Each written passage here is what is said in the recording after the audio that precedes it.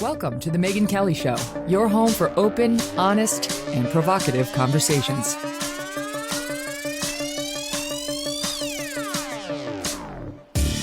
Hey everyone, I'm Megyn Kelly. Welcome to the Megyn Kelly Show. Today is all about love, what it does to our brain, why it makes us crazy, and how to use science to help us find and, more importantly, retain lasting love, which is possible. Yay. And it's not just me speaking. It's my expert. My guest today is biological anthropologist and senior research fellow at the Kinsey Institute, Dr. Helen Fisher. Helen, thank you so much for being here. I'm delighted to be here, Megyn. Thank you. So let's just start with the optimistic note, which I've heard in your TED Talks and in your podcast interviews you've done. Lasting love and attachment, long-lasting love, is indeed possible. No question about it that it's possible. And we've actually proven it in the brain. I mean, I and my colleagues have now put over 100 people into a brain scanner and studied the brain circuitry of romantic love and attachment. And the first group were people who had just fallen happily in love. The second were people who rejected in love. And the third, just as you're saying, are people who were in love long-term. They kept on coming into the lab and saying, I'm still in love with him. I'm still in love with her. And these people were all married an average of 21 years. They were all in their 50s and 60s.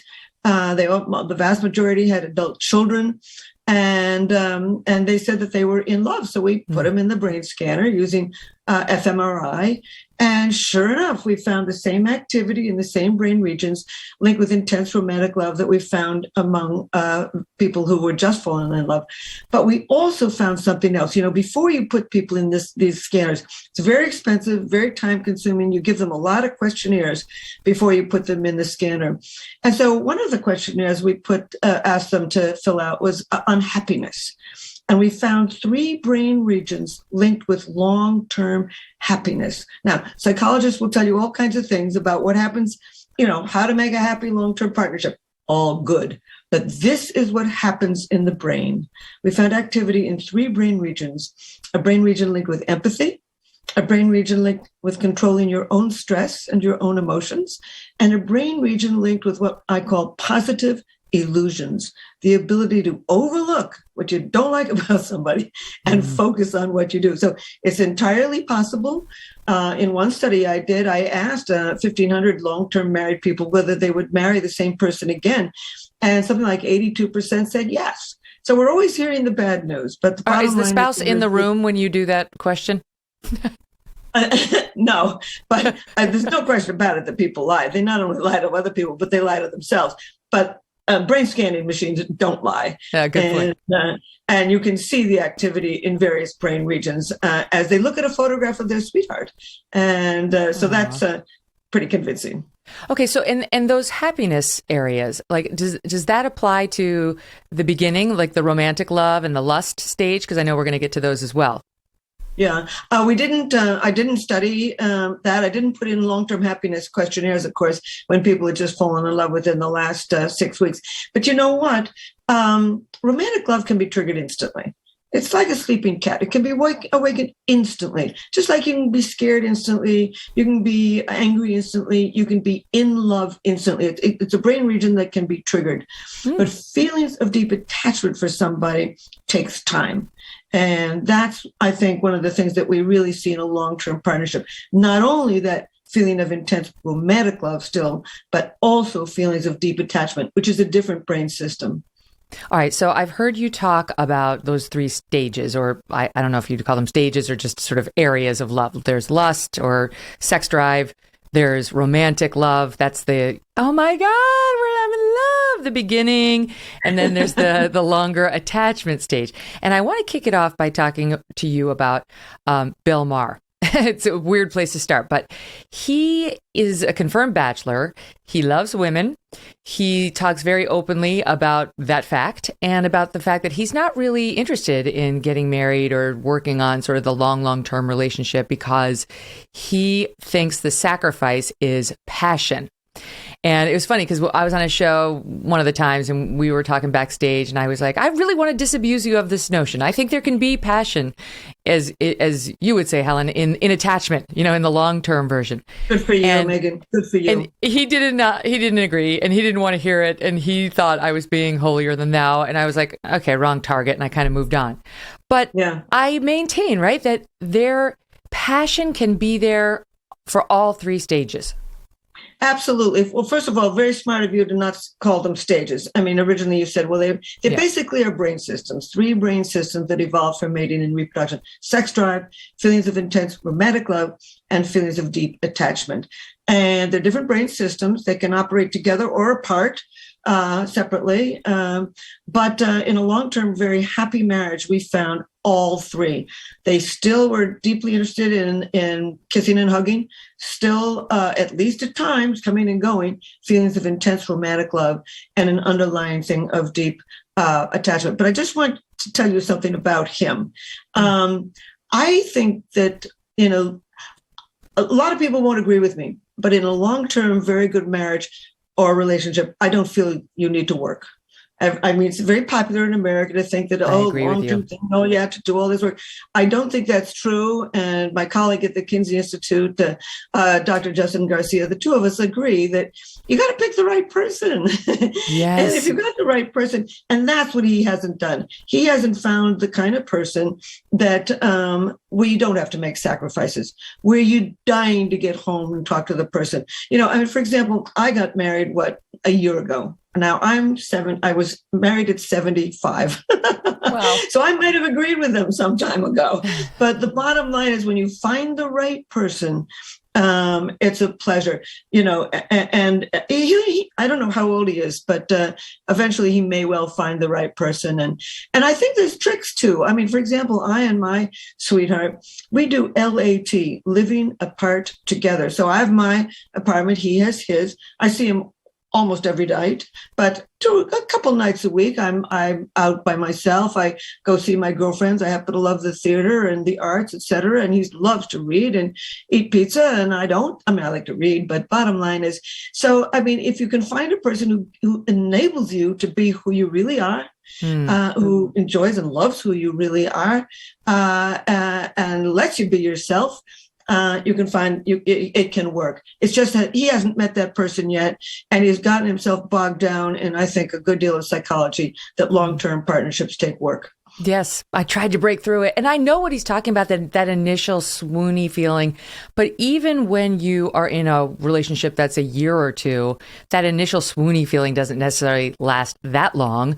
But if nurtured, if you've chosen well, it can grow into something very exciting and that maintains the heat when you want the heat, right? I think he doesn't want to give up the heat. Right. And so I'm going to send this segment to him, and then we'll see what his response is. Well, the bottom line is there's ways to keep the heat on, and one of them is novelty. The basic brain system for romantic love is triggered by the dopamine system. That's what gives you the focus, the energy, the elation, the optimism, the craving for another person. And what you got to do is keep triggering that brain system, doing novel things together. I don't mean just swinging from chandeliers. Just take your bicycles off to dinner instead of taking the car. Go someplace different for your summer vacation. And this is one of the reasons that when you go and take a vacation, you can suddenly feel romance again because it's so novel. And that novelty is triggering the dopamine system and giving you those sensations again. I love that. Yes, I heard you. It was in one of your TED Talks or one of the things talking about how there was a guy who was really, he really felt romantic attraction for this woman and she didn't feel the same. And then they went off on a business trip to China, I think. And so he was like, this is my opportunity. There's novelty and there's a new place. And tell us what happened. Oh, guys, I love this story. I haven't told this story in so long. Well, it's a true story. He was a young graduate student. He had studied my work and that of my colleagues. And he knew that when you do a novel thing with somebody, it can drive that dopamine up in the brain and push you over that threshold into falling in love. So anyway, he was going to China. He was madly in love with another graduate student. She was not in love with him. And he said, okay, we're going to go to China. That's pretty exciting. So when they were in China, big hotel, he said, well, would you go on a rickshaw ride with me? And she said, sure. And off they go, and they're wheeling through the cars and the buses and the bicycles and the streets. And she's, squealing with enjoyment and holding onto his arm. And he kept on thinking, oh, this will do it. This is going to drive up the dopamine in her head, and she'll get off of this rickshaw and be thrilled with me. She'll fall in love with me. So they get off the rickshaw. She throws her arms up. She says, wasn't that wonderful? And wasn't that rickshaw driver handsome? So the bottom line is you can trigger this novelty, but you got to have it focused on the right person. It's not necessarily going to come your way, but it's a good thing to remember if you're in a committed relationship too, that novelty can have the same effect on you and your partner. You say it could be as simple as picking a new recipe and cooking together. As you say, it doesn't have to be anything. But I will tell you, having listened, I've been neck deep in Helen Fisher for a couple of weeks now, and I did buy myself some saucy new things from my husband, and you were not wrong. Oh, terrific, Megyn. Well, I love it. So this reminds me of something you wrote during COVID, and it was about how to keep things fresh while you're in quarantine. But I thought all of your suggestions could work. Thankfully, we're out of that period. Could work at any point in a relationship about how to keep it fresh, how to keep it novel. And this could be for people who are dating a couple years too. It's just sort of newness at a moment's notice, newness without that much effort. Can you tick off some of those things that were in your? I think it was in the Times. It was a column you had.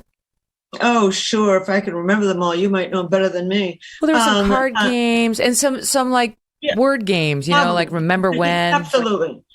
Play hard. When you play with somebody, you're driving dopamine up in the brain and triggering feelings of optimism, focus, motivation, and energy. So sure. Well, first of all, even if you live in a very small place, you got to find a part of the room, a part of the house that's yours, so that you can get away from the relationship for a period of time and come back to it.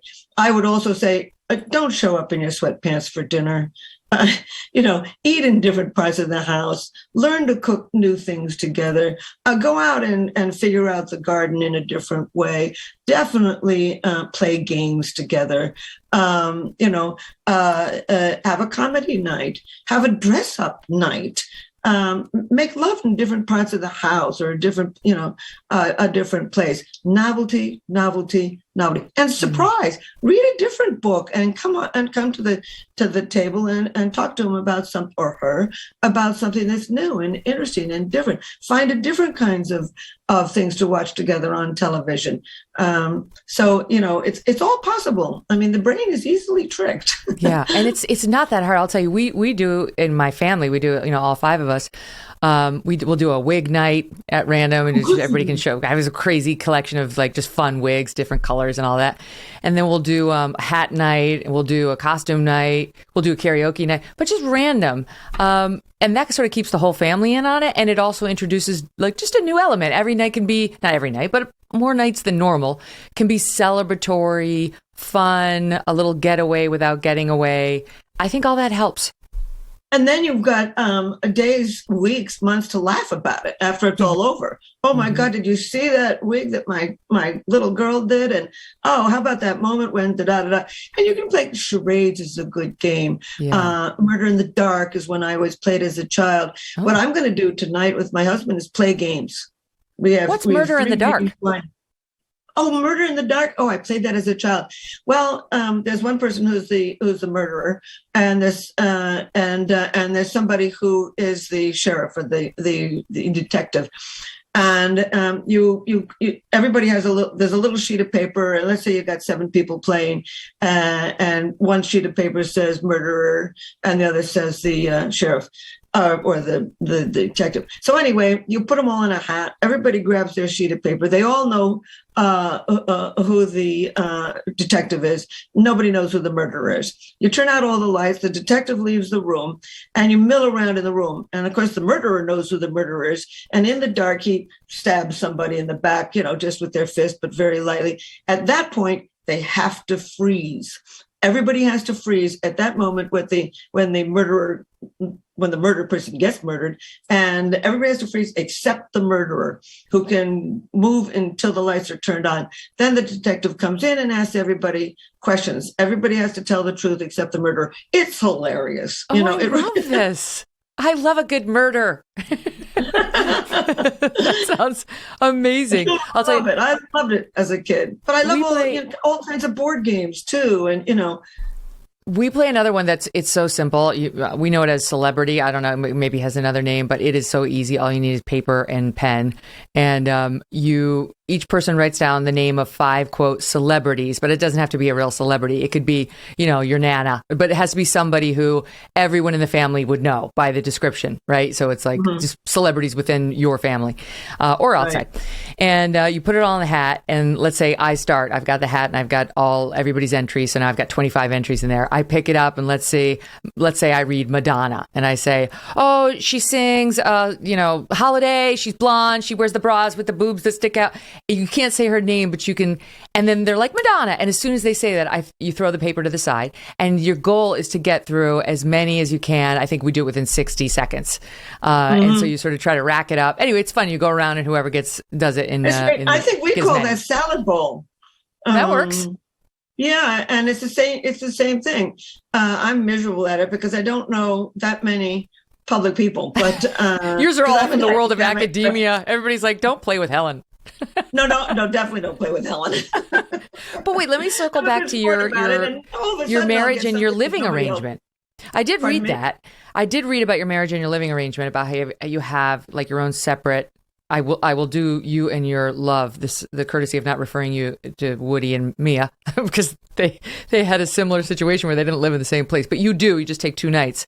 That to me does not seem like something you could maintain when you have young children like we do. If Doug were like, I'm going to go to the other apartment for 2 nights away, I'd be like, oh no, you are not. Yeah.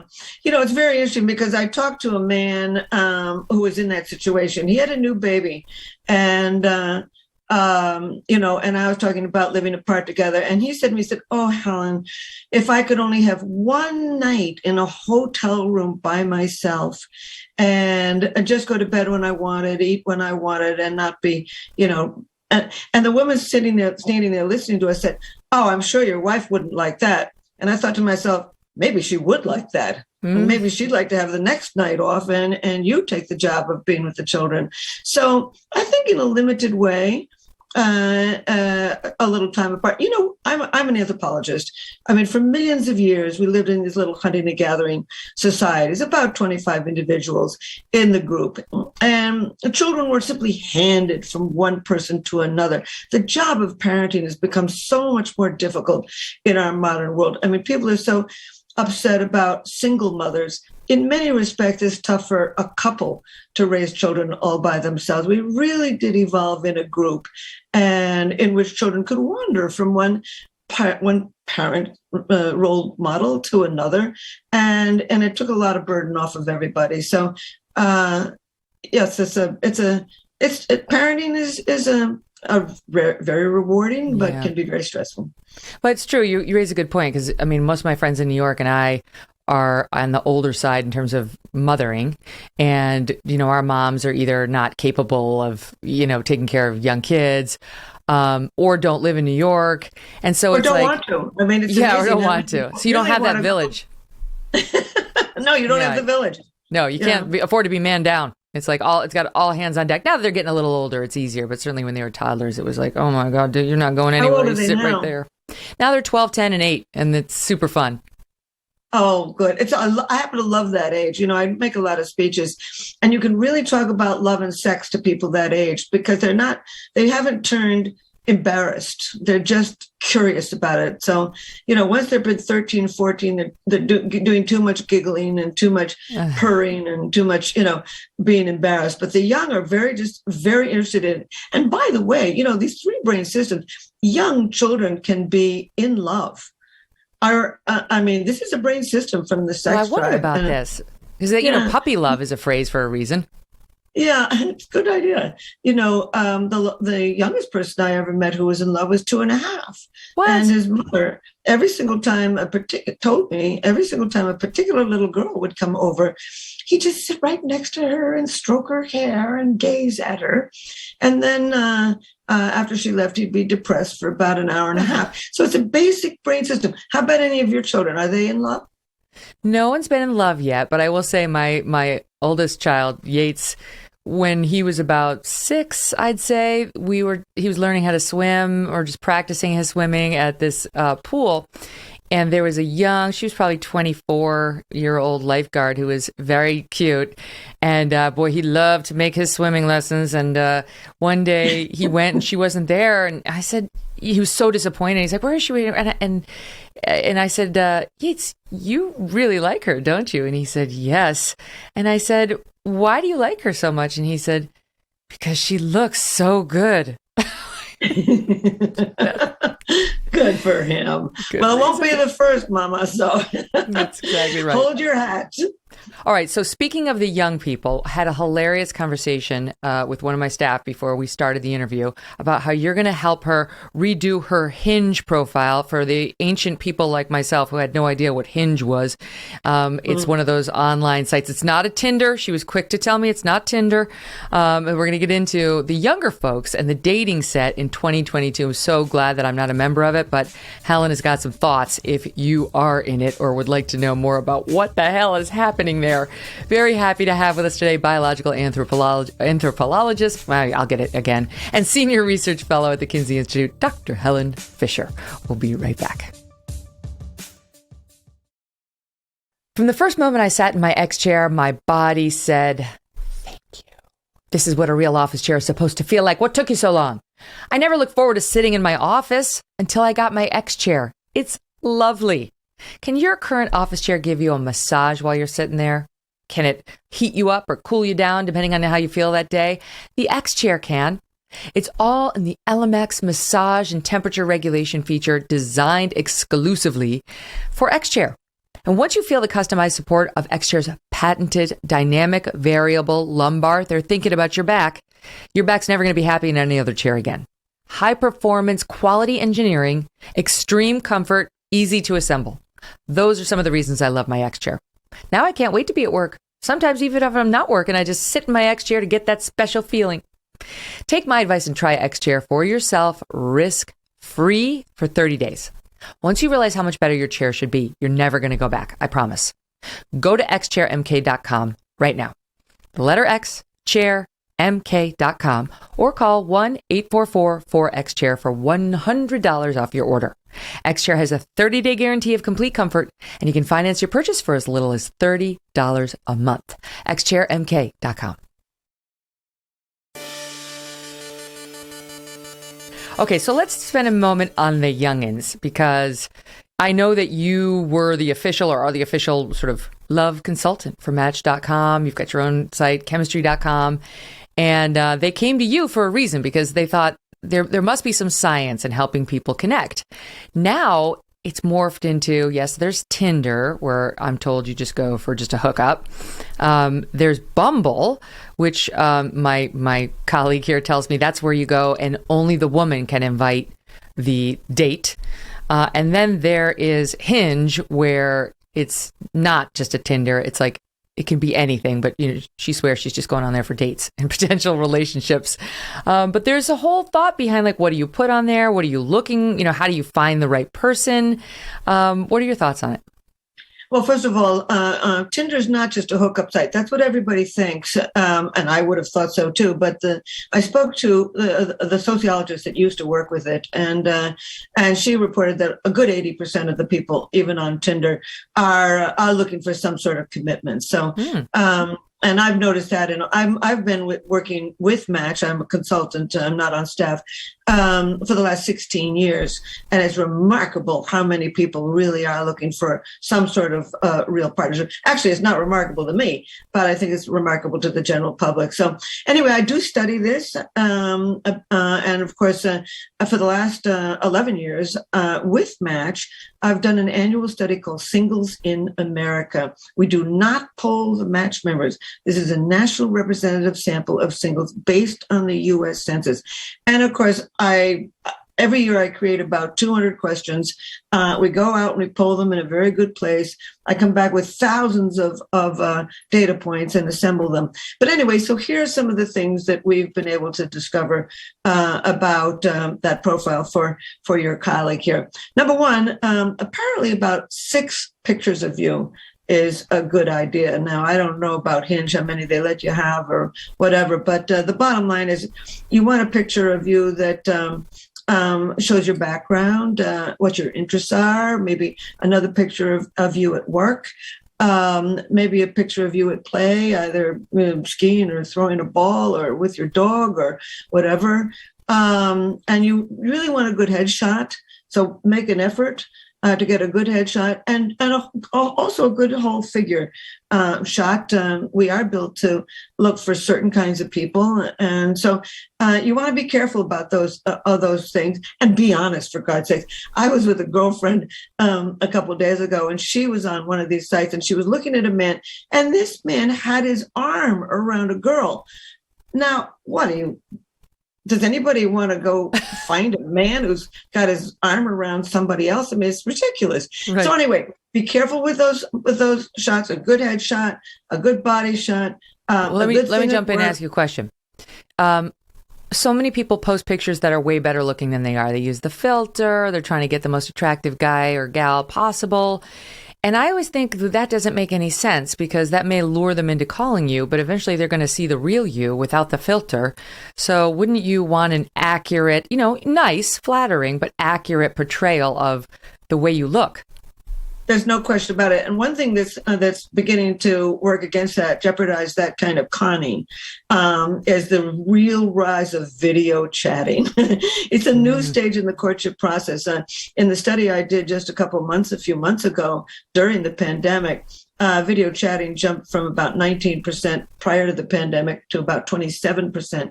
And millennials and Gen Z are leading the way. Over 50% of Gen Z and about 45% of millennials are using video chatting before the first date, which is really wonderful. When you're video chatting, sex is off the table. Don't have to deal with whether you're going to kiss and hug or hold hands. Money's off the table. You don't have to decide whether you're going to go to a fancy place or just a coffee house.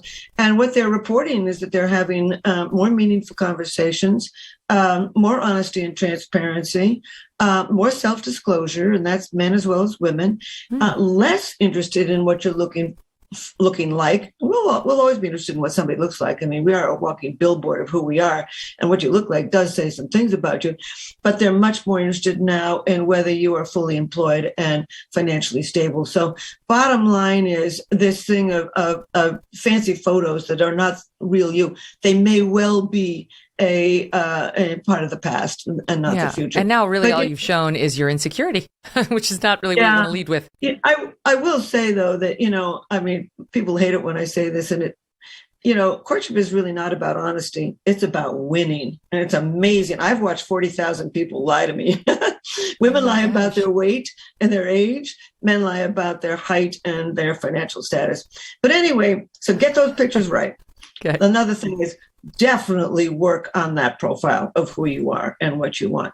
It's not true that people are looking at just the pictures. In my study with Match, 68% of singles said they really did study that profile. And the one thing you want to be optimistic. Nobody likes depressed people. That's for openers.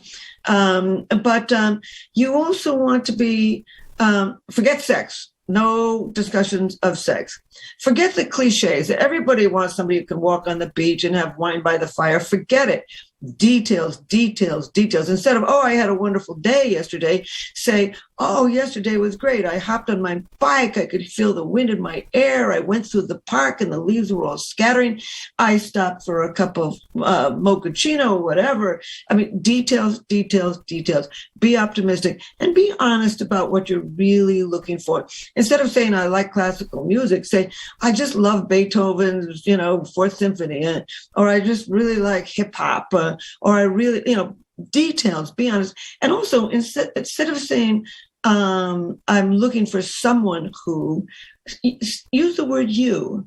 I hope that you will be thus and such. And, and if you can be funny, by the way, I mean, laughter drives up that dopamine system and gives you real feelings of enthusiasm, optimism, energy, focus, motivation. So good. In fact, yes. Yeah. What were you going to say? In fact, yesterday, go ahead. Oh, I was,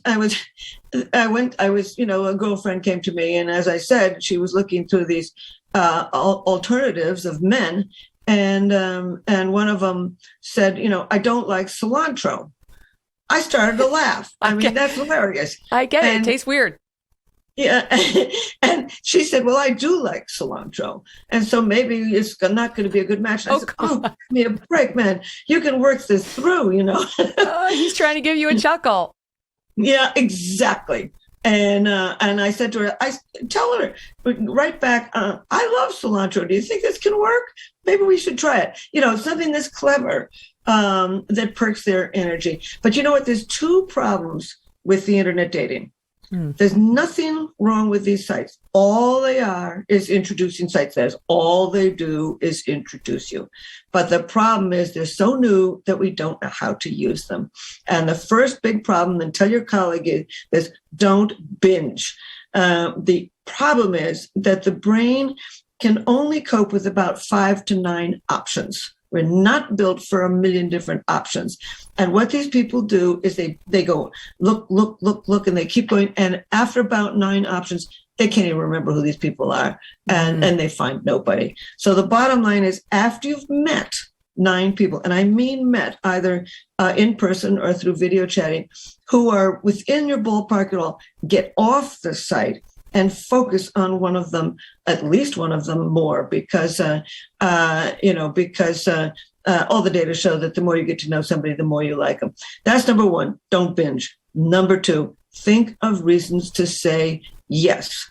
Just because he likes cilantro and you don't, it's not, don't give up. If he likes cats and you like dogs, the problem is that when you first meet somebody, you know so little about them that you overweight what you do know. And that can get you zooming into triggering romantic love, or it can get you zooming into saying, never worked for me. So the bottom line is overlook the negative. We've got a huge brain region linked with what's called negativity bias. We remember the negative. And that has been adaptive for millions of years. It was adaptive to remember. It's nice to remember who likes you, but if you don't remember who doesn't like you, you could die. So we remember the negative in almost all kinds of circumstances. Overlook it. Positive illusions. Focus on what you do like and don't binge. And she is out there, by the way. And speaking of the positive illusions, you were saying that when we were talking about the more enduring attachment as an important thing. So that's basically, yes, there's always going to be something in your partner that you don't adore. That no one comes to you perfectly suited for you, and it's about just redirecting your mind. Yes, that's there. There's no reason to dwell on that. There are so many reasons you selected this person. Go dwell there. Perfect, and that's exactly what I do. I think, well, such and such, but oh man, is he funny? Oh, he's hilarious. He's so good in bed. Da da da da da da. It's easy to remember it's easy to make a good relationship. Got to start by picking the right person. But then I don't think it's work. Tell Bill Maher that. Well, you know what you mentioned about, you think you know what you want, and so you overweight the things that you know. I remember when I got together with Doug, my husband, and Doug is my second marriage. I had a starter marriage to a nice guy, Dan, but we weren't right for each other, and that ended in divorce, and we both are now happily married to other people. So I met Doug, and I remember complaining when I was first dating Doug to my then therapist, Amy. I'm like, he's not like anyone I've ever dated. And she's like, how is that a complaint? She's like, how did those other relationships work out? I'm like, you have a good point. She said to me, you asked the universe to send you something different. When you first came to see me, it did. Will you listen? And I was like, oh my gosh, she's so right. It's just a matter of being open-minded to this new person who's coming to me in like a totally different package and with different mannerisms and with different ideas than anything I'm used to. That's so good. And you know what I say? You want a person who opens doors for you instead of closes them. And that was the problem with Bill Maher. He feels that everybody that he's going to talk to is going to close doors. You've got to have somebody who's going to continually open doors intellectually, physically, emotionally, in all kinds of ways. And they are out there. Mm-hmm. Funny, too, another story about Doug when we were dating. There was like a first date, and I was like, how tall are you? You're tall. And he said, 6'2". And I said, really? You seem taller than that. And he said, that's because I'm actually 6'2".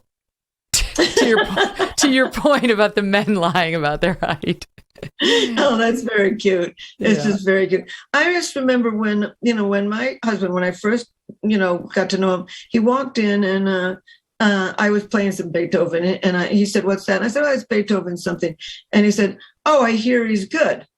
And I thought to myself, oh, God, this guy doesn't know Beethoven? Oh, my goodness. And then I realized after a while, he was completely joking. Yes, of course. I hadn't gotten his sense of humor yet. I mean, he was just being droll and et cetera. Yeah, you got to get to know somebody.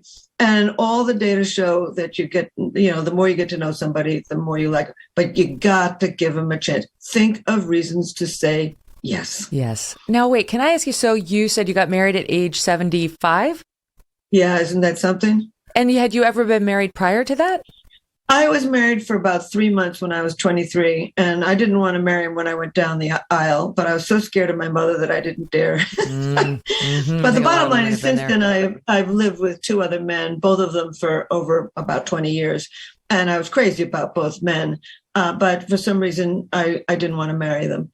And this one, I would have married this guy, John, his name is. I would have married him at any age. He's the right guy. I've heard you say that you've done some studying that suggests a lot of people are living together longer in today's day and age because they're afraid. They're afraid. It's not because they're commitment phobes. It's that they don't want to make the wrong choice and go through the dissolution of a marriage and all the stuff that comes with it.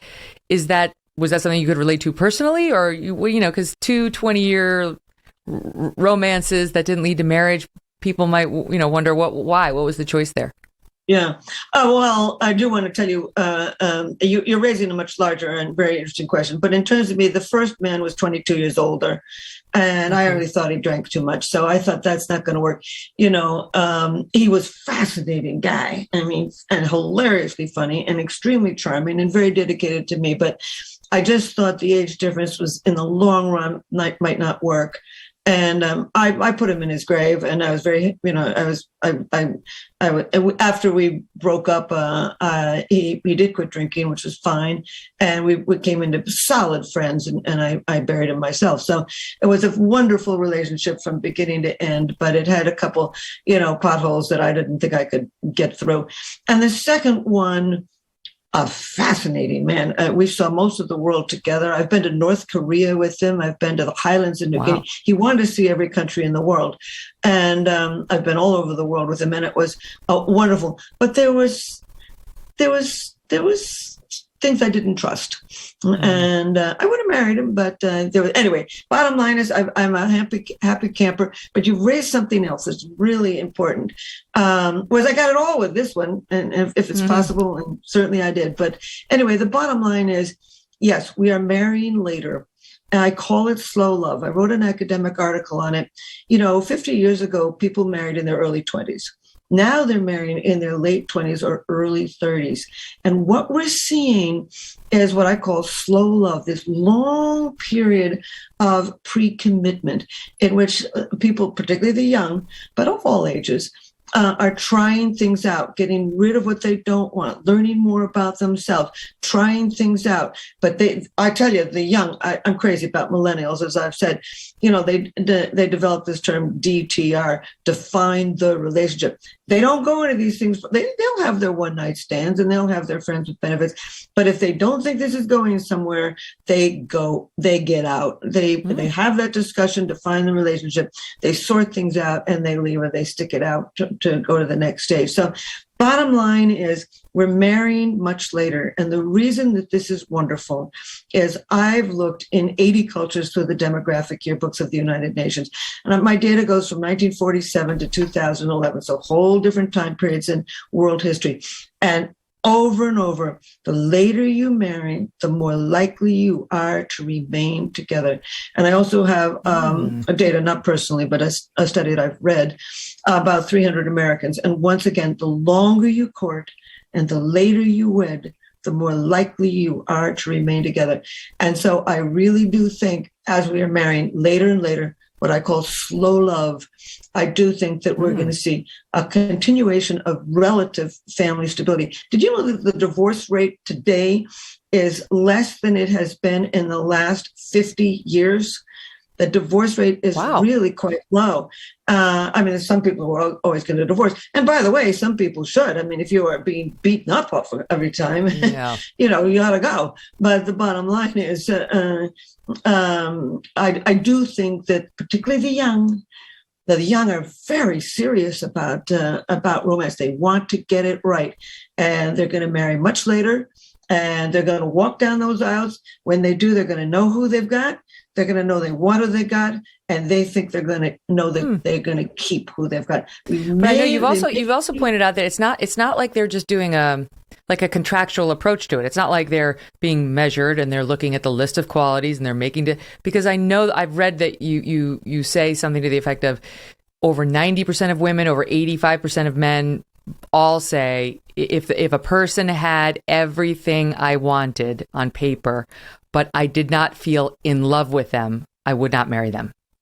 Oh, Megyn, I thank you for doing your homework. That's a beautiful thing. Yes, those are two of my very favorite questions. I do this Singles in America study annually with Match. I've got data on over 55,000 Americans. It's a huge study now. It's an honest study. It's real science. And those are my two favorite questions. Would you form a long-term committed relationship with somebody who you did not find sexually attractive? That's one. And the second question, would you form a long-term commitment with somebody who you who had everything you were looking for, but you were not in love with them?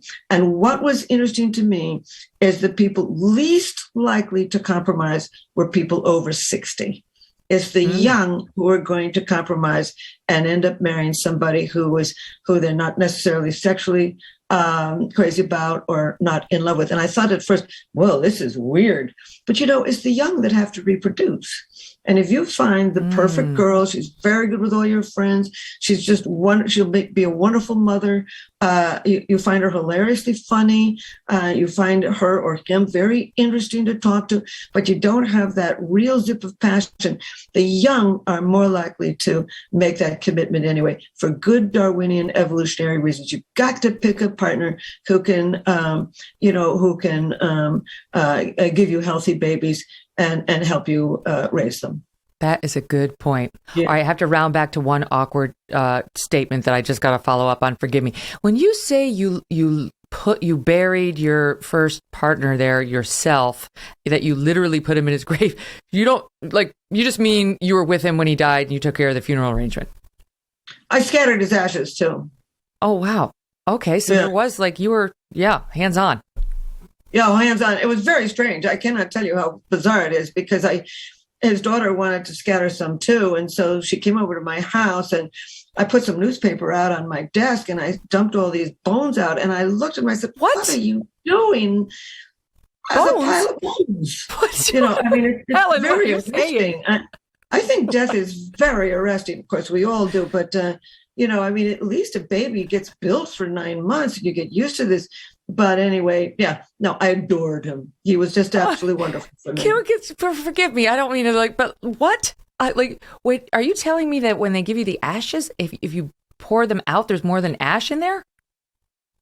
Well, it was, little chunks of bone. I scattered my father's ashes too. And that was very meaningful in a trout stream. He was he was in management at Time Magazine and I adored him. And everybody else left after the funeral and I went and found a trout stream. And I've never told anybody this. I mean, even in my personal life, but maybe your guests will be bored silly, but the bottom line is I sang a Navajo poem and I found a trout stream and dumped the ashes in. And it was very arresting because the wind blew and the ashes sort of went onto my face and hair. Oh, Helen. So, but anyway, the bottom line is, there's good men out there. By the way, back to your son for just a minute, who, as a young boy, was infatuated with with somebody in his fourth. Men fall in love faster than women do. They fall in love more often than women do. I believe it, actually. Pardon me? I believe it. Yeah. At first, I was like, really? But then I'm thinking it through. Yeah, I do believe it. When they do find somebody that they're in love with, they want to introduce them to friends and family sooner. In anthropology, you would call that mate guarding. But anyway, they want to move in sooner. Men have more intimate conversations with their partners than women do with their partners. But is that because, and I'm not an anthropologist, but, or as I like to say, anthropologist, but is that because, this is my anecdotal shot at it, women tend to be talkers and we have a lot of emotional targets in our life, receptacles and so on. And we're used to just, our feelings, and men maybe less so. And so it's like, yes, I have an outlet for all these feelings. And I don't know, that's my guess, but what is the reason for that? Well done. I think it's true. But women are also the picky sex. They've got a lot to lose. I mean, for millions of years, they not only had to carry that baby for 9 months, in the womb, but then delivering it was very dangerous. And then everywhere in the world, more women spend time raising children under the age of 4. Now, men also do it too. But for millions of years, men went out hunting dangerous animals in order to come home with some food, and also protected the little nuclear family and the community. So men were doing their jobs, but the hands-on caring of very young children everywhere in the world, even in cultures where women are extremely economically and socially, sexually powerful, they spend more time, with the very young. So the bottom line is, every year, I do this study with Match, and every year I see that men are less picky. Women are the picky sex for good Darwinian evolutionary reasons. They got more child-rearing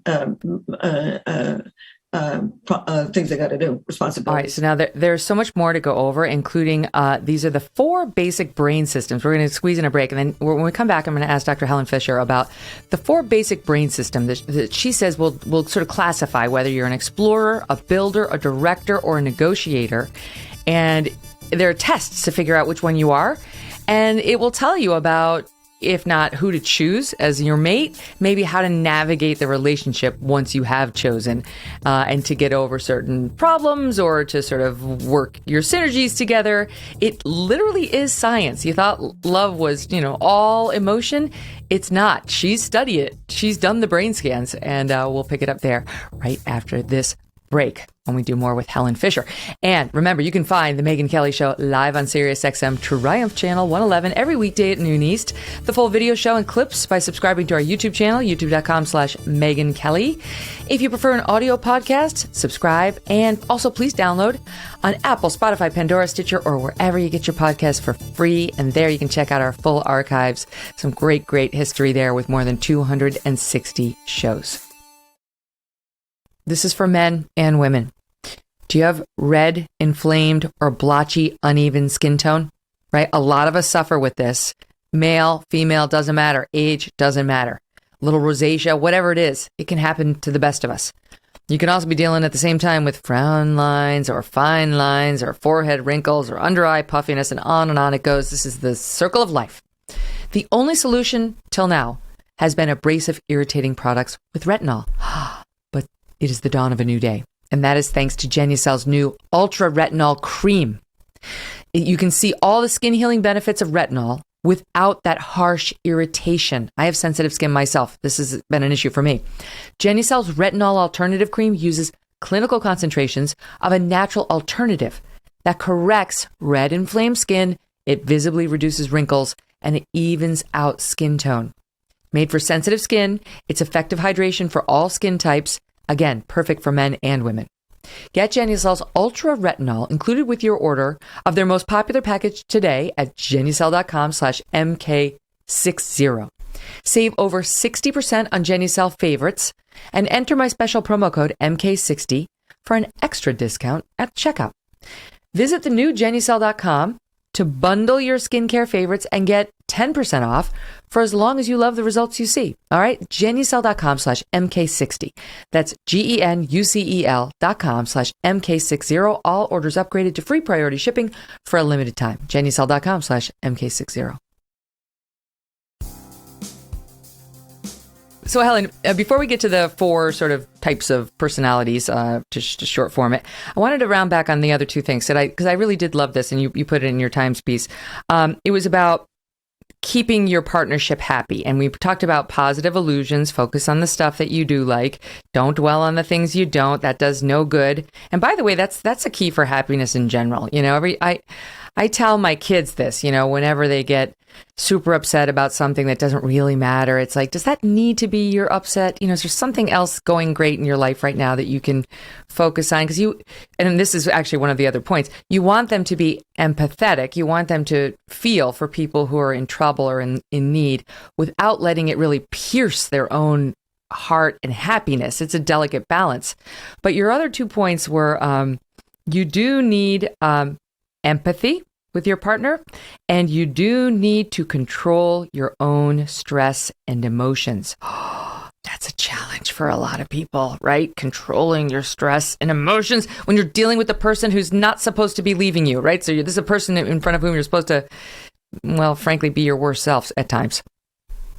Well, I think there's more tricks to this trade. And the other things that I would say is, yeah, that's right. I mean, do you try to be your worst self around your girlfriends, or do you try to be your worst self around work? I mean, this is, you know, you've just won life's greatest prize, which is a mating partner and a life partner. It's worth respecting that every day. You know, it was Confucius who said the way out is through the door, and people can take the way out. And I do think that it's very worth just simply understanding that it's one day at a time, or it is for me. I mean, even if you're married and with small children, it's worth really respecting this person. But anyway, I just want to say some other things. If in a long-term good partnership, I think what I would do is try to keep all 3 of these basic brain systems alive: sex drive, feelings of intense romantic love, and feelings of deep attachment. So want to keep the sex drive alive? Have sex. You know, it drives up the testosterone system, and you want to have more sex. The less you have, the less you want. More you have, the more you want. And sex is very good for you.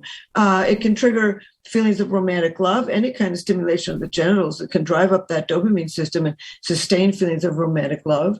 And with orgasm, there's a real flood of oxytocin linked with feelings of attachment. So when you trigger the sex drive, you're not only helping with the sex drive, which is very good for the body and the mind, if you like the person, but it's also good for triggering romantic love and feelings of attachment. So we talked about it before. In terms of romantic love, novelty, novelty, novelty. Do novel things together. And the third, you want to sustain feelings of deep attachment with somebody. The thing to do is to stay in touch. Walk arm in arm, hold hands, kiss. When you kiss somebody who you know well, drives up oxytocin in the brain, gives you feelings of attachment. Get rid of the 2 armchairs and sit on the same couch together to watch television so that you're in touch. Learn to at least start the evening sleeping in the person's arms, which also will drive up the oxytocin. So stay in touch. Get all 3 of these basic brain systems going for you. And last but not least, this is really strange, but apparently they now say, this is not my data, it's good academic data, say nice things to your partner. And what that does actually is it drives up it reduces cortisol, the stress hormone. It reduces cholesterol. It reduces blood pressure. And it boosts the immune system, not only in them, but in you. So keep all 3 of these basic brain systems alive and say nice things. This is what the brain says. Now, I mean, if you want to just talk about what psychologists say, I think the best ideas are that of oh Lord, I've forgotten his name at the moment. John Gottman. He says, you know, don't show contempt, don't criticize, don't be defensive, and don't just stonewall it and just listen and don't say anything. So there's but you got to pick the right person. You do all those things with the wrong person, it won't work. I'll tell you what, I sent my husband a text just today that I don't think he'll mind, but I read, I just want you to know you're hot, sexy, you're smart, and I'm so glad I married you. And he wrote back, I'm the lucky one. Aww. Oh, how wonderful. Tugger. And I got the same thing from mine. He said that he was the lucky one. And I wrote back and I said, man, I'm the lucky one. You know what? It's like, and it's not that there are no good guys out there or good gals, because I know a lot of people feel like, oh, shut up, you found the only one. That's how I felt before I met Doug. But there are ways of picking somebody who will work for you, even in this sea of crowded people who you feel like none of them is right for you. There's actually some science behind what might work well for you. And thankfully, we have the woman who's done that research, Dr. Helen Fisher, as our guest today. We'll pick it up right there after this quick break. Nobody deserves to be overwhelmed with stress, have a ton of anxiety, or be in pain that could strike on any given day. Nothing is better than waking up in the morning focused and clear-headed. And with the help of Feels CBD, you can have the fresh start you've been dreaming of. Feels is a premium CBD that will help to keep your head clear and help you feel your best. It's hassle-free, delivered directly to your door. CBD naturally helps reduce stress, anxiety, pain, and sleeplessness. And there's no hangover or addiction. Just place a few drops of Feels under your tongue and feel the difference within minutes. The thing to remember about CBD is that finding your right dose is important, and everyone's dose is different. In fact, Feels offers a free CBD hotline to help guide your personal experience so you find your perfect dose. Joining the Feels monthly membership makes your self-care easy. You'll save money on every order and you can pause or cancel at any time. Start feeling better with Feels. Become a member today by going to feels.com/MK and you'll get 50% off your first order with free shipping. That's FEALS.com/MK to become a member and get 50% automatically taken off your first order with free shipping. Feels.com/MK.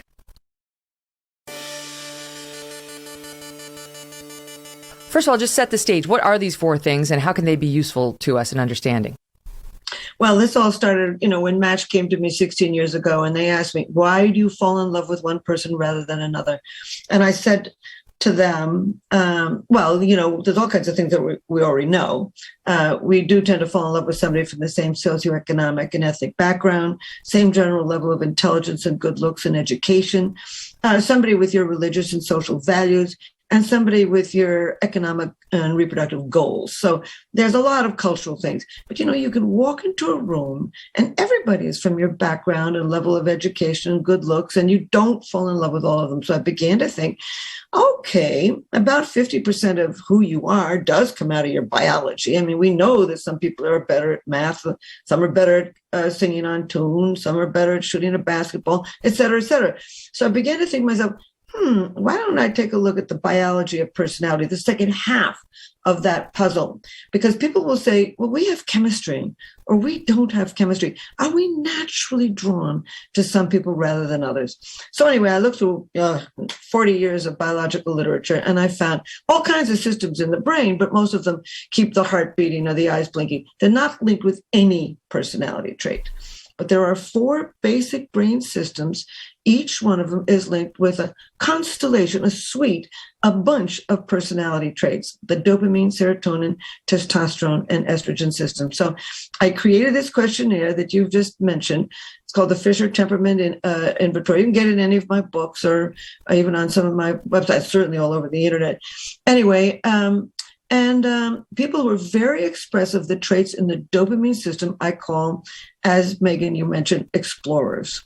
These people are risk-taking, novelty-seeking, curious, creative, spontaneous, energetic, mentally flexible people. And they're drawn to people like themselves. Explorers go for explorers. The second style of thinking and behaving is linked with the serotonin system. These people I call builders. Not a great term, but 15 million people have taken my questionnaire, so I'm not stuck with it. But anyway, the bottom line is these people are traditional, conventional. They follow the rules. They respect authority. They're detail-oriented. They tend to be religious, but not always. Loyalty is very important to them. And they're also drawn to people like themselves. A good example is Mike Pence, Another good example would be, I think, Queen Elizabeth or Mitt Romney. They're traditional people drawn to people like themselves. In those two styles of thinking and behaving, you're linked. They're drawn to their similarity. In the other two cases, people are drawn to their opposite. High testosterone, what I call directors, are drawn to high estrogen negotiators, and vice versa. So, excuse me, if you're very high on the testosterone system, directors, and this is women as well as men. Margaret Thatcher is a good example. I think Hillary Clinton actually is very high testosterone. These people, they're analytical, logical, direct, decisive, tough-minded, good at things like math, engineering, computers, music is very spatial, and they're drawn to their opposite, the negotiators, the high estrogen. People who see the big pictures, see long-term, holistic, contextual thinkers, imaginative people, people who are good at reading posture, gesture, tone of voice, people who are trusting and compassionate. So the bottom line is there are 4 styles of thinking and behaving. In 2 cases, similarity attracts, and in 2 cases, opposites attract. But the important thing is, unlike any other questionnaire on the market, this questionnaire measures how you are in all 4 of them and then gives you the printout. The brain doesn't work in buckets. You're not this or that. So, for example, I am really an explorer negotiator, and I would guess that, Megyn, you are too. But anyway, and so my husband is an explorer like me, high dopamine, curious, creative, spontaneous, energetic, works perfectly. He's higher on testosterone, and I'm higher on estrogen, also works perfectly. He's higher on the serotonin system. He's more inclined to follow a rule just because it's a rule than I am. I mean, I'll follow a rule. I don't want to be roadkill. I follow the rules of the road. But if it doesn't make sense to me, I'm not inclined to do it. And he's more inclined. So then you have to figure out a workaround. And one example in our life is, we were going to the movies. And I said, sweetheart, do you have any water in your backpack? And he said, oh, yeah.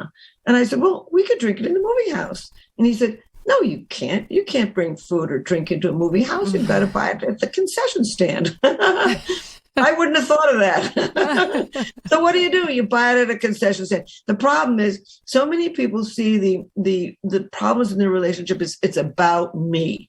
It's not always about me. It could be who this person is. And once you understand that, you can respect it and you can find a workaround. Right. Like I heard you saying in one interview, if you have somebody who just never wants to leave the house, I mean, they're just agoraphobic, or they just hate going outside. They love their routine. And you're more of an adventurer where you want to explore and you want to see, the world, and you want to try new restaurants. It doesn't bode very well. You can try to find workarounds, but you should be smart going into it, that's going to be a big challenge. Way out is through the door. I do some clinical work. I would say I'm not a psychologist, but they come to me because they want to know this material. And this couple came to me. They were dying to be married. They weren't sure whether they should marry each other. And it's exactly what you just explained. She wanted to open a nail salon. That's an entrepreneur. And in her spare time, she liked to do rock climbing. He wanted to, and she wanted to have sex every night. He wanted to have sex every 2 weeks. In his spare time, he wanted to watch television, and he worked at one of New York's airports stamping passports, which is a very rote, lack of imagination, detail-oriented job. And I couldn't see how this marriage could work. And unfortunately, they did not marry, and he ended up coming back and finding somebody like himself. So, yes, I've learned a great deal, from discovering these styles of thinking and behavior. And once you understand them, you see them everywhere. I mean, for example, with Mike Pence, I was positive that man would go in and ratify the Electoral College votes, because he follows the rules. That's who he is. That's what he's made of. I took the test, and I am a negotiator.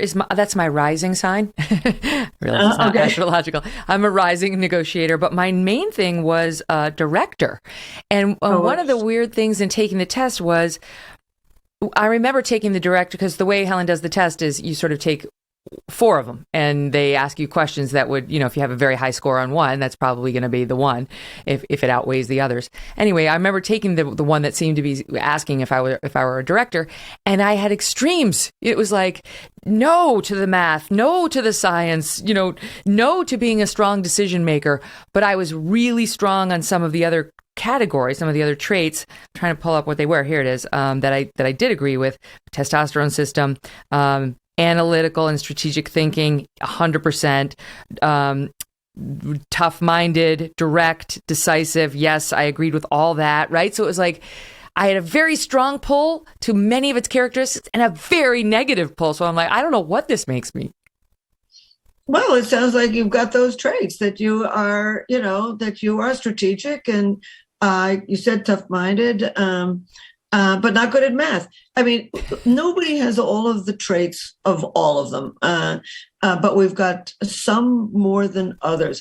Wait a minute. Yeah. The negotiator was my husband's rising. That's it. I was director explorer rising, and he was director negotiator rising. Okay, perfect. Explain Doug's to me, because he's 67% director, and then he's like basically 60, 62, or 64% on everything else. He's just all 60s. You can have a lot of traits in each of these 4 systems. By the way, I've studied, 15 million people have taken this questionnaire in 40 countries, and I've studied 100,000 of them here and there, and I've never found 2 people who answered that questionnaire the same way. And I've never met 2 people who are alike, and I'm an identical twin, and even the 2 of us are not exactly alike. No 2 people are. But what's really cool is, okay, you're both high on Explorer. Mm-hmm. Well, so we're both directors. His rising is negotiator, and my rising is explorer. Right? I think have I finally said it right? Wait a minute. His test is right next to mine, so that's why I'm screwing it up. So wait, I'm looking at mine for sure. Director, 62%, and the next highest is explorer. That's me. Okay, that's you. Explorer, director, or director, explorer. Testosterone and dopamine. And he is dopamine and estrogen? And he is, number 1 is director. And number 2, just by a smidge, is negotiator. But explorer and builder are close thereafter. Okay, so about 13% of people will respond quite equally on them all. That's probably, I don't know what he does for a living, but that's probably pretty good. A writer. Yeah. That's where the estrogen is. So what's interesting is your director and his negotiator, but he's also high on, it's 2 directors that could cause some trouble. Well, so that's a funny thing. I've heard you say that, like director, that director tends to want the opposite, and we're 2 directors. But we're very, like, the things that I guarantee you, I was like no in, he was a yes. I haven't seen his test, but he was good at science. He is good at math. He is a very good decision maker. He's strong. Like, yes, this is what we should do. And I'm more like, I don't know, we'll figure it out. He's more like, let's make the schedule, and I'm more like, whatever. So he's sort of more regimented in that way and strong in terms of like his approach to like, this is what we should do, and I'm way more sort of B, like in those categories. But like professionally, I'm very driven. I'm very analytical. I'm very logical. I'm very confrontational. I'm very direct. Like all those things that we're factoring in there. That's very cool. So somehow it balances. It works. That's it's very interesting. I wish what I'll do is I'm going to send you my 2nd generation questionnaire, because I asked you to take this questionnaire. It's called the Neurocolor questionnaire, at work and outside of work. And it'll be very interesting, because you were saying at work, you're tough-minded, you're decision-making, you're just focused. And that's probably why you've had such a wonderful career, But and at home, I'm not as much. Yeah, that's right. And by the way, I've often asked people, which is the real you? And which is the real you?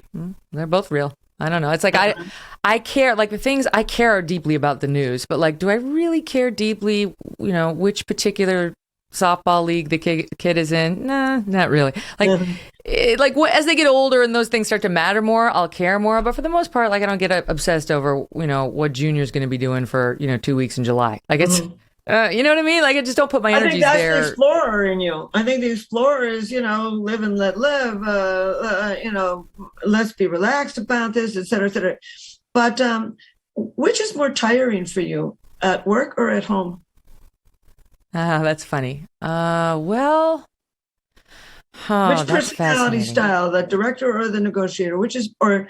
Because I always ask this. Now, for example, when I ask people at Deloitte, home is more tiring because they can really be themselves at work. I did a speech in Singapore some time ago, and it was a lot of women working for AkzoNobel, which is a paint and finishing company, and almost everybody is a real high-powered engineer. And these women said, at work, I've got to do that tough-minded, strategic, world, but I can really be myself at home. So it's valuable to know, which is more tiring. I mean, we can act out of character. I feel like I've achieved stasis on that front. Probably would have given you a different answer about 10 years ago, where my job exhausted me. It was just never stop, and it just nonstop and very demanding. And when I was on the air for that 1 hour, I loved it, but all the hours outside of that were just a grind. Now I'm in this place where it's good. My work is not exhausting. It's fun, and I look forward to it. And my kids have aged up, so they're also not exhausting. Like back then too, They were little and toddlers, like a 4, a 2, and a newborn. That's hard. That is hard labor. No wonder I was so unhappy during that particular portion of my life. Yeah. Anyway, now I'm good. Now I'm happy in both places. Yeah, apparently middle age is the least happy. The younger, when I've done studies of this, the very young are really quite happy, and they're very optimistic. And then, you get through middle age, which is very family and very demanding, and then you get older. I'm middle age. I'm 51. Well, your children are growing up though now, and you're sliding into to more and more happiness, I would think. Am I crossing over into elderly? Is that what you're telling me? No, I certainly wouldn't. I'm a lot older than you, and I don't feel even slightly elderly. We're middle-aged for a long time these days. It's just a beautiful thing. Every age group is expanded. Childhood is expanded. Although I actually think the pandemic's changed that. Middle age is expanded. And senior citizens has expanded. A lot of people think that middle age should now be up to age 85, unless you've got some sort of real problem. But what's interesting is, I just did this study with Match last August, and I found a historic change in the young. What they are now is what I call post-traumatic growth. They have grown up. The bad boy, the bad girl are out. What they want now is emotional maturity. And sure enough, in 2019, 58% of singles wanted a partner who wanted to marry. Today, 76% want a partner who wants to marry. Now, I think they'll still do the slow love, long period of living together before they settle down. But I think that we're going to see more and more stability in partnerships. No, kid, I don't think that 51 is ancient. I think it's still a kid. That's fascinating, though. Do you think then that, because we've been writing and talking about the low birth rates in America over the past couple of years, and it feels kind of pessimistic. And, you look at the younger generation like that. Have they given up on family? They're just not going to get married. They're not going to do what we all did, which is get married and have a couple of kids. Do you believe that they will get married and they probably will have kids? I'm positive they will get. All of our data suggests that they are going to settle down. Yes. I do not think that they're going to have a lot of kids. And in fact, this last, very smart of you to ask, this is only a few months ago, middle of this pandemic, and we asked whether you wanted to have a partner who wanted to have children. Prior to the pandemic, about 80% said, yes, I do not only want to get married, but I want to have children. And just a few months ago, 61%, a 19% plummet in how many children that they want to have. But what's interesting to me about this as an anthropologist, for millions of years, we lived in these little hunting and gathering groups. Women tended to have 4 or 5 children during the course of their lives, and often, absolutely regularly, only 1 or 2 lived to adulthood. And so it was just replacement level. Then we began to settle down on the farm about 10,000 years ago, and women's job was to have babies who could pick the vegetables, et cetera, et cetera. And so as we move farther and farther from our agrarian background, we're moving forward to the past, back to the kinds of relationships actually in which women are extremely powerful, double income family, and the desire to have fewer children because people today believe that the child will live to adulthood. The other thing is children are very expensive these days. Just even buying bicycles and computers. But one estimate was you spend over $250,000 on a child before it goes to, I don't know whether it was high school or college, but anyway, easily. It's very expensive. I agree with that. I would take a guess. I'm going to hazard a guess that during the pandemic, all these people got puppies. They got a COVID dog. They realized how hard it is just to deal with that. And they said, forget it. And you can't return the child. I think they'll have one or two, but they're not going to go back to the farming life. For millions of years, women commuted to work to gather their fruits and vegetables. They came home with 60 to 80% of the evening meal. The double income family was the rule, and women were regarded as just as sexually, socially, and economically powerful as men. Then we settled down on the farm. Men's jobs became much more important, moving the rocks, felling the trees, plowing the land, taking the local produce off to market, and coming home with the equivalent of money. And along with that, we see the rise of, with the farming tradition, the belief that a woman's place is in the home, virginity at marriage, man's the head of the household until death do us part. On the farm, what are you going to do? You can't cut the cow in half to move it out of town. You can't move half the wheat field out of town. And so there was a tremendous a need for lifelong pair bonding. And the farther we get away from that, the more women are moving into the job market. As a matter of fact, of all of the current trends, that much more powerful than the trend of more technology is women piling into the job market in cultures around the world. And that is changing love. That's one of the main reasons we're marrying later, we're having fewer children, and we're going forward to the kinds of relationships that we had for millions of years. Economically powerful women, double income family, fewer children, people leaving unhappy partnerships in order to make happy ones. So, and of course, women are more interesting than they've ever been. I'm a real optimist about the future. I love that. I agree with that. Women are more interesting than they've ever been. They have so much opportunity available to them, so many lanes in which they can participate, and so many avenues of gaining new information. And the more interested you are, the more interesting you become. Up next, here's what I'm interested in. Cheating, right? Why do people do it? And is there love after doing it? And can you fall out of love?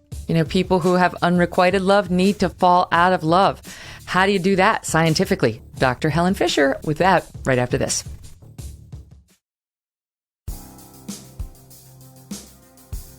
Okay, so how about that? Is it possible to be deeply in love and have attachment to someone and then to have romantic love with somebody else? Absolutely. These three basic brain systems can really work together: sex drive, romantic love, and feelings of deep attachment, but not always. You can lie in bed at night and feel deep sense of attachment to one person while you feel a sense of intense romantic love for somebody else, while you can have the sex drive for somebody who you barely know. And that's a pickle. We all want to walk down the aisle and sustain all three brain systems with the person you are married to or in a long-term partnership with, but it doesn't always happen. And so is that why people cheat? Because they feel the sex drive pointing one way or the romantic love pointing one way where they've already made an attachment?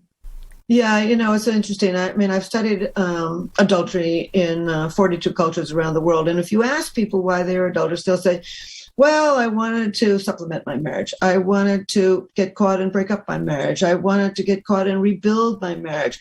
I got bored when my partner was out of town. I wanted revenge. I wanted to solve a sex problem. I want people to laugh at my jokes. I feel entitled because I make much more money. I feel entitled because I'm higher status. I tend to work with people with my hands, and so I get into these things. If you ask people, there's a million, they'll all give you a different reason for why they are adulterers. But what's interesting to me is how many people are. Now, it's very difficult to know how many people are. The data goes back to the 1920s when about a third of men and about a quarter of women reported that they were adulterers. These days, it depends on how you phrase the question and who you ask. So it's very difficult to know. But what's remarkable is how many people end up being adulterers, even where in places where you could get your head chopped off for it. Wow. So in spite of all the psychological reasons for adultery, I began to think to myself, well, what would be the evolutionary? Why is this adaptive? I mean, you fall in love, you have a family, you get a good job, you get good neighbors, you got a stability. Why would you jeopardize all that? And so from a Darwinian perspective, now this isn't psychology, this is from what would be the payoffs that would have evolved so that the human brain is predisposed to cheat? And here's some of the going theories, mine and others I think agree with me. Let's go back a million years. If a man has a wife, great, 2 children, wonderful, and he slips over the hill now and then and has sex with another woman and has 2 extra children with her, he's doubled the amount of DNA he is sent into tomorrow. So he is 1. And of course, he's going to be passing along whatever it is in the brain. And we now know some of those things that predisposes you to adultery. But why would a woman be adulterous? A lot of my colleagues say, well, women aren't adulterous. Well, guess what? Who are all these men sleeping with? I mean, that doesn't make any sense. But the bottom line is, and actually the data today shows that people under 40, women are just as adulterous as men. So why would a woman a million years ago be adulterous? Can't have a new baby with every single one she has sex with, but she could get extra support. She could get an insurance policy. Her husband is eaten by a lion and she's got somebody to step in and help her with the children that she's got. That's good. Or she travels to other villages, other hunting and gathering groups, and somebody gives her meat or beads or what helps to support her, makes her more healthy, more able to raise the children that she has. So for evolutionary reasons, over millions of years, there were payoffs by forming a partnership with one individual and being adulterous on the side. And I think what we've evolved is what I call a dual human reproductive strategy, a tremendous drive to fall in love, form a partnership, and raise our babies as a team, and also a predisposition for the roving eye. And of course, then we all decide whether we're going to do something about this. What's interesting to me is there was a study in the 1980s, but it astonished me. They asked the question of people who were adulterous, were you in a happy or very happy marriage?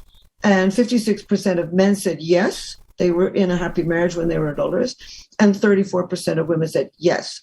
So this points to the fact that for millions of years, no matter what your psychology is, for millions of years, there was some payoffs for adultery. And in fact, for men, it's probably more babies, and for women, it's more resources for the babies that they've got, leaving us with this tremendous drive for autonomy and also a tremendous drive to commit. And then each one of us faces this and it makes decisions. Right. So how do you as a newlywed yourself, and anybody out there thinking about getting married is hoping, I think, at least at the beginning, that they won't cheat, that their partner won't cheat. How do you try to tamp down those biological instincts, needs, histories? Well, I think a lot of people have already, these days, because they're marrying so much later, they've already gone through all that. That's another beauty of marrying so much later. They've learned, what they're really looking for, and they've found it. In fact, adultery has decreased since their farming background, because in the past you couldn't divorce. And so men particularly would have a wife at home and then have another woman in the village because they couldn't divorce. These days, a woman won't put up with that. And so, they will divorce instead. They have the resources to do that, and will go on and find somebody that they can trust. But what's interesting about adultery is there is some genetics to it. Now, just because they're predisposed doesn't mean they're determined. I mean, you can have some of the genetics for alcoholism and give up alcohol. You can have some of the genetics for eating too much, and yet you control your weight. So the bottom line is... Wait, are you saying like a genetics as in, his dad cheated, so he's going to cheat? The genetics, what they have found, there's a certain gene in the dopamine system, the DRD47 repeat allele for anybody who's listening on that level. And those people tend to be more restless and have more sexual encounters with other people. There's a gene in the vasopressin system. They've not only studied it in 552 men, but also in other animals, other creatures, the prairie vole. And as it turns out, if you've got none of that gene, you can have no copies, one copy or two copies. Those men who had no copies had the most stable partnerships. Those who had one copy had less stable, and those who had two copies had the least stable. Now, this doesn't mean that just because you inherited that, that you're necessarily going to cheat. There's all kinds of cultural things. I mean, an awful lot of people, they're marrying much later. They've had a million experiences with adultery, and they're done. You can overlook your predispositions. Okay, so let me ask a follow up on that. So if a man who doesn't want children, right? Like, let's say a man who doesn't want children, would he have the same instinct to cheat as any other man, who, if it's like, I need to spread my seed, this biological thing, he doesn't really want to do that, but like, because he's already an anomaly, right? If he doesn't want children. Well, I would guess an awful lot of people who go on adulterers definitely do not want to have children. I mean, just because there's Darwinian underpinnings, I don't think the vast majority of people who, have sex with somebody after the Christmas party are intending to want to have children. To the contrary. They're on the psychological level of, we've just had a wonderful conversation and here I am, and I'm not excusing them. But the bottom line is, just because we have some predispositions doesn't mean that we are thinking about those predispositions. I mean, most people who are adults start thinking about the moment, that I'm angry at my partner, I'm lonely when he's out of town or she's out of town, I want revenge, or very psychological reasons that people say that they're adulterers. But what the issue is, so many people are adulterers in so many different cultures that there's got to have been for millions of years some Darwinian payoffs. But I don't think that people are thinking of those Darwinian payoffs as they're, hopping into the sack with somebody. Yeah. Well, you never know what's driving you, right? You just never know. We just interviewed a guy who was talking about how people don't want to express a contrary opinion in a group because they don't want to get culled from the herd. And that's a biological thing that we've developed over years and years, because it used to be very dangerous to get culled from the herd. So you may relate to that not wanting to express your opinion, but you have no idea that biological evolution drove it. Like that's what's actually causing it. Except, our craving for sugar. I mean, we couldn't get a lot of sugar for millions and millions. Some berries and some honey, and that was about it. And now we have this craving for sugar, and of course, we now live in a society where it's very difficult to avoid sugar. And so the brain says, "Oh, this is great." Taste buds are all there, ready to jump in and enjoy it, and yet now it can kill you. Whereas in the past, it probably could give you energy and keep you alive. But I'm glad you brought up cravings and addiction, because I know you've written a lot about this. That love is biological, and it's found, if you study the brain as Helen has, in the same part of the brain that drives cravings, that thirst, hunger. It's that basic a need and a drive. It's not just emotional. It really is physical.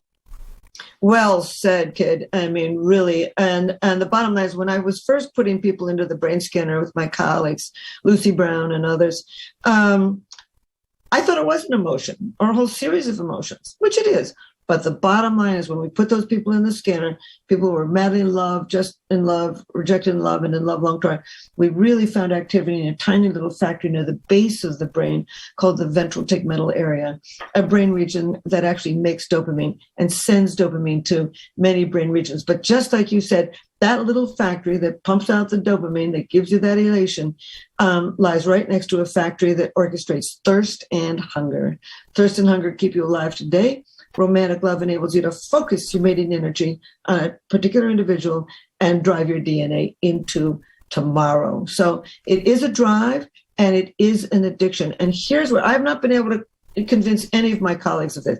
I think at some point it evolved as a positive addiction, giving us the ability to overlook just about everything, to fall in love with somebody and send our DNA onto tomorrow. Now, it can also be a horribly negative addiction. I mean, people pine for love, they live for love, they kill for love, and they die for love. I mean, it can be a very powerful addiction.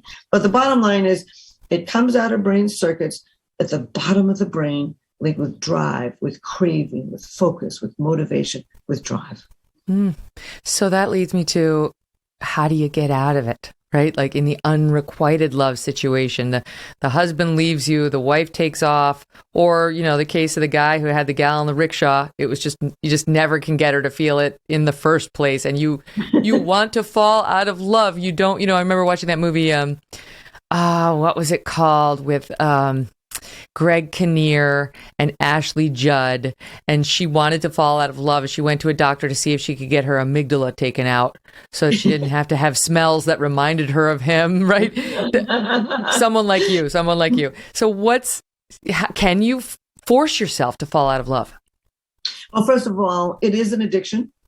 And when we put the people in the machine, we found that in all cases, a particular brain region called the nucleus accumbens, a tiny little factory in the middle of the head, linked with all of the addictions, become activated. This particular brain region becomes activated with all the substances, everything from heroin to nicotine to alcohol, and all of the behavioral addictions associated with gambling or sex addiction, et cetera. That brain region becomes active. So you really do have to treat it as an addiction. Excuse me. You have to treat it as an addiction. Throw out the cards and letters. Don't write. Don't call. Don't show up. Don't ask the person's friends about the person. Go out and get some exercise. That'll drive up dopamine. Go get hugs from your friends. That'll drive up the oxytocin. Do new things. Don't lie down.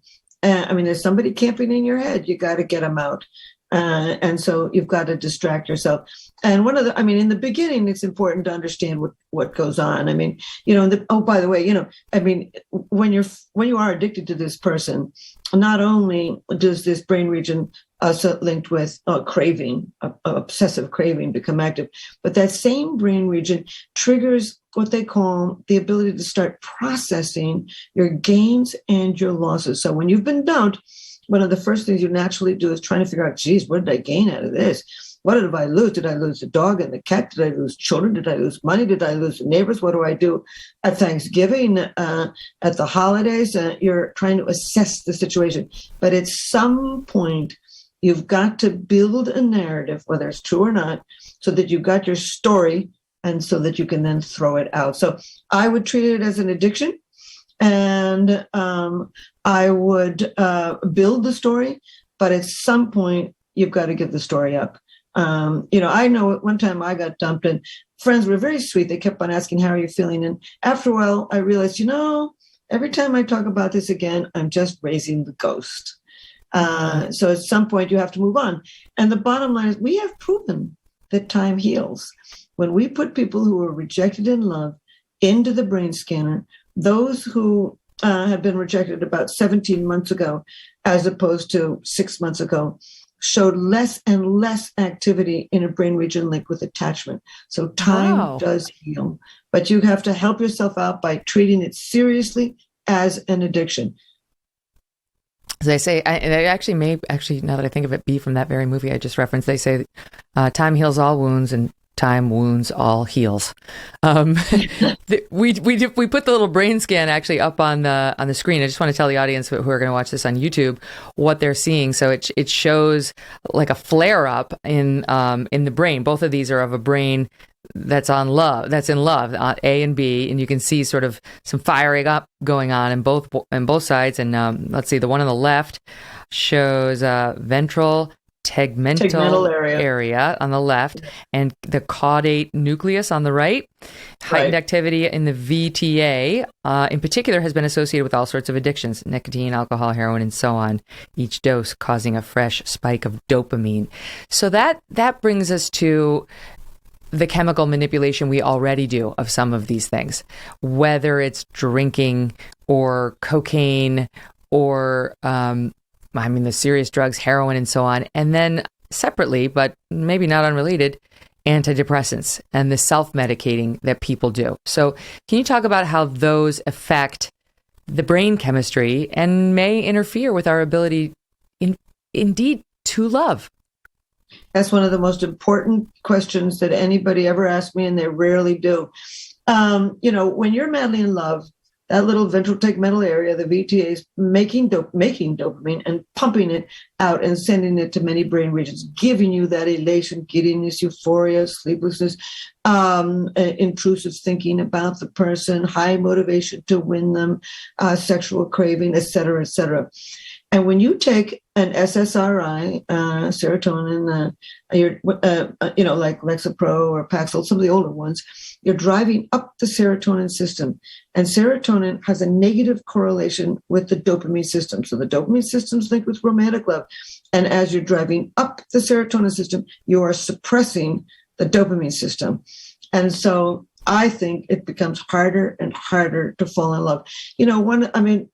There's some people who need those drugs to get out of bed. I'm not suggesting that these are all bad.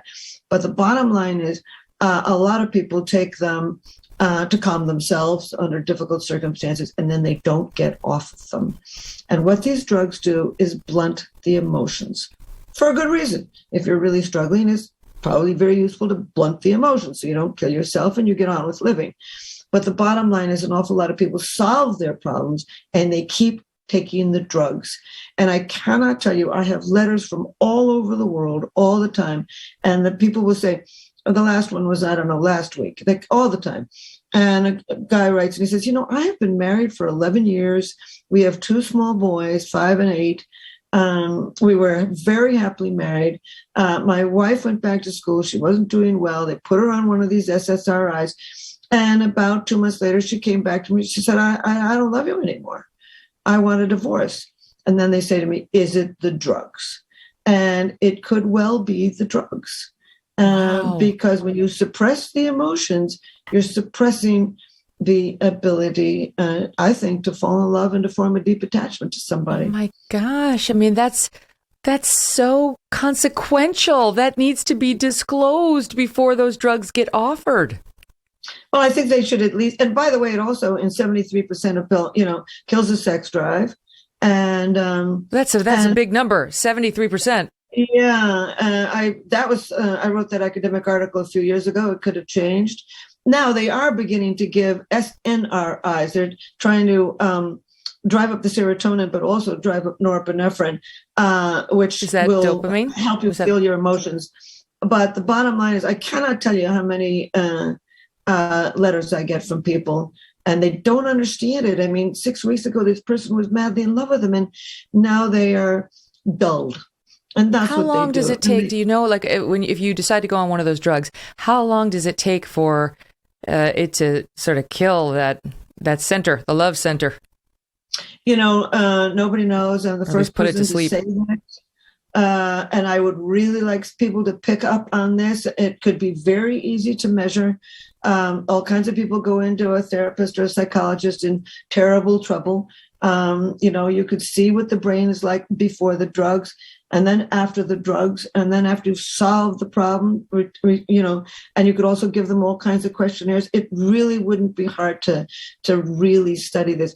I, alas, have gone on to doing other things, but I do write about it. And as you know, in one of my TED Talks, I do talk about it. And I just have so many experiences with it. I'll think of another one. It's a young guy. He was madly in love with a woman, and he was doing poorly in school. So he got on one of these drugs, went back to her after a year and a half, said, I don't love you anymore. I don't feel anything. Left. After about 8 months, he got off the drugs. He suddenly realized it was the drugs. He bought all the roses he could carry in his arms, walked over to her house, knocked, and she opened the door, and he said, will you take me back? I think it was the drugs. And in that case, she did. But I mean, it's not that people shouldn't use these drugs, but they should understand, okay, am I willing to jeopardize my sex drive? Am I willing to jeopardize feelings of romantic love and attachment? I made a major speech to the American Psychiatric Association years ago. And afterwards, a guy, an MD in the New York Times wrote, and he said, I heard Fisher's lecture. He said, I am susceptible to depression. The last time that I took one of these drugs, I realized that I no longer loved my wife or my children. I realized that it was the drugs after hearing Helen talk. I got off the drugs, and then I'll never forget this line. He said, my wife and my children is more important. Next time, I'm just going to try to go through the depression without the drugs. Or find a different kind of drugs. There's others that can be of use. I'm not a psychiatrist, but I do study the brain. And, it's so interesting, Megyn, people have not really respected romantic love as a brain system. When I first wrote my first academic article on it, one of the 4 reviewers wrote back and said, you can't study this. It's part of the supernatural. And I thought, hang on here. We don't think fear is part of the supernatural. We don't think anger is part of the supernatural. People kill for love. It's not part of the supernatural. And I do think that a lot of people in the medical community are only just beginning to realize that when you give drugs, it's not going to only tamper with pain or anxiety, but also with these powerful brain systems for happiness, romantic love, and feelings of attachment. It's ironic, of course, because you're taking them to try to amp up your happiness. But if they suppress your ability to love, your desire for sex, which, as you point out earlier, it does all sorts of good things for you. By the way, Helen, like Dr. Laura also says, have sex even if you're not feeling like having sex, because it's great for your body and it's great for your relationship. Then query whether it's doing more harm than good. All right, I have a weird last question, or at least one of the last. This love dynamic, the firing of the brain, the good feelings, all of that, can it be triggered with non-romantic love, like love for one's children? There's a very wonderful question. There's very specific traits linked with romantic love. And yes, you can certainly see a new mother being focused on that child, intense elation, the ability to overlook what that they don't like or they're worried about, obsessive thinking, craving to be with the child, highly motivated to be with the child, etc. So that had a lot of the traits of intense romantic love. The child also takes on special meaning. They're different from any other child. They're focused on it, high energy, emotional dependence on the child. A lot of the basic traits of romantic love you can see under other circumstances. But there is one trait of romantic love that's not involved, and that is sexual craving. I mean, you do not part, obviously. Sex with your 2-month-old. Boy. So the bottom line is the full constellation of these traits is not there. But, you can sort of be madly in love with a girlfriend and be a total heterosexual, but you don't want to have sex with her.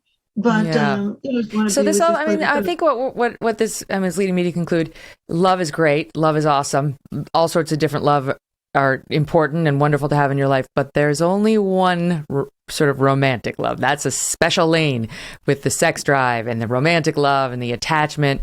And if done right and well and nurtured with good decisions, there's nothing else like it.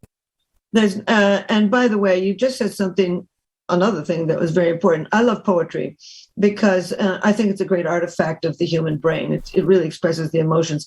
And there was an Indian poet from India named Kabir in the 1500s, I think. And he once said, and here's the quote, "The lane of love is narrow.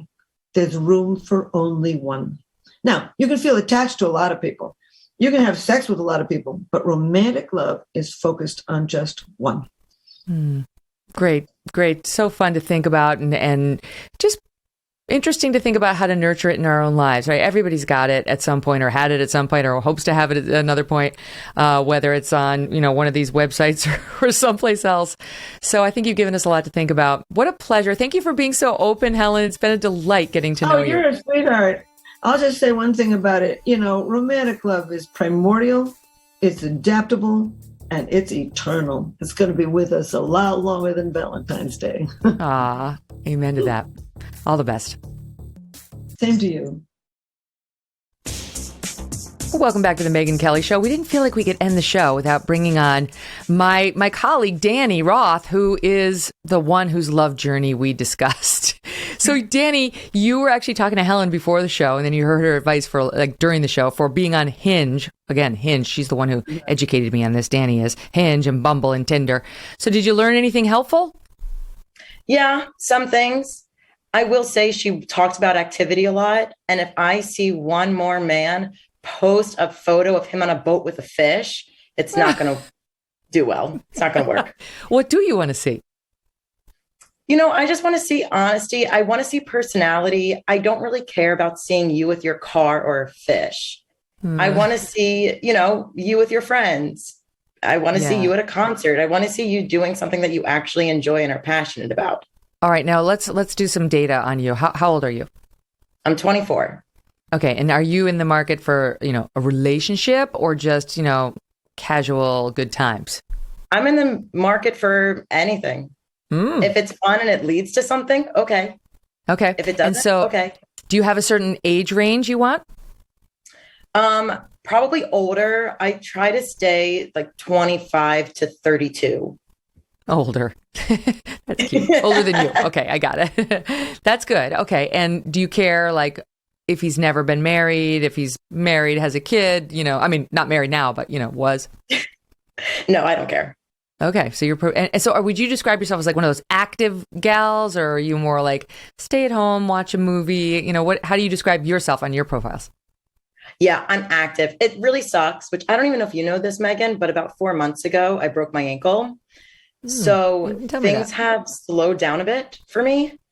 So I haven't been really dating lately, but now I'm in Hoboken, just moved here. So anything's open, anything's available. I'm excited. Now, how has your job affected your dating prospects? When you say that you work for me, has that been a plus or a minus in your world? Well, it's so funny because my rule is don't talk politics, religion, or really family during the first date. But the minute I bring up Megyn Kelly, everything goes out the window because obviously politics gets involved. Yeah. And obviously you dump anybody who has a negative reaction. Obviously. Okay, good. Just making sure. And the next one who does that, before you dump him, ask him if he wants to come on the show. Deal. I think I could do some good in reversing his feelings, his backward feelings. So. Put him in the hot seat. Yeah, right. Why not? All right. Now, wait, let me ask you, though. So Hinge, is that the site of choice now, would you say, for people your age? Respectable young women who aren't just looking for one night? Yeah. Yeah. You can post 6 pictures and then, which Helen said, 6 photos. And you can choose 3 prompts of your choice. And they have 75 prompts you can choose from. Do you feel pressure to put up a bikini photo? It's all about showing his skin today. Yeah, I try and do crop tops. I try not to do a full bikini, but I appreciate that as your employer. If I have a bikini photo, I'm not going to not show it. I think you can do what you want, but I would just say save some for, the big reveal. Yeah. It's better to let him wonder a little. I just know I'm 24 and I only can have this body for so long. Oh, sister, you don't know how true that is. Single tear. Well, listen, I love you. You're an incredibly hard worker. You're great at what you do. And one of the beauties of getting asked to come on the Megyn Kelly Show is you get to go through Danny Roth. And it is a pleasant experience start to finish. Thank you, lady. And thank you for revealing so much about your own life. Love you, MK. Love you too, babe. Leave me a comment in the Apple comments section. I will read them all. I read one today that was so amazing. It had a reference to my favorite movie, Willy Wonka, and suggested a new tagline, which I am kicking around. So I do love to hear from you. And check out youtube.com/Megyn Kelly and subscribe there too, which helps us out and helps me get the product to everyone who enjoys the show. Thank you for listening and have a great weekend.